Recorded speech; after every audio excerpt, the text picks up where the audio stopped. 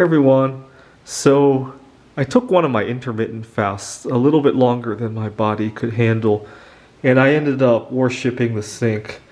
And so I thought it would be a good opportunity for me to test out an invention that I've always wanted to make ever since the pandemic began, which is whether or not you can disinfect an entire toilet bowl, or maybe a sink in this case, with electrolysis. So what I have is a solution of salt, not quite saturated, and I have DC power running through that to convert that into sodium hypochlorite.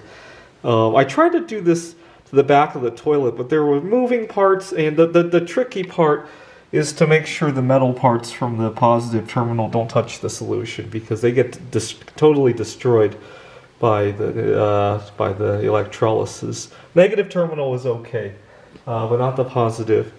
But it looks like the size of the container also doesn't really help with the connection, because obviously water is not nearly as good a even salt water is not nearly as good a conductor as metals or graphite, right? We can move these closer, but you can see that it is doing wonders at, well, I guess you can't really smell from the camera, but earlier I vomited in here. It was pretty gross.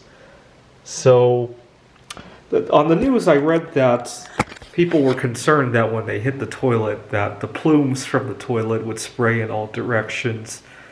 And I'm thinking that if you have a setup like this, all you would have to add is salt, right? I wonder if there's a way to make hydrogen peroxide out of electrolysis. Then maybe you won't even have to add the salt, right? That and then it would be even less high maintenance than it already than it has to be, right?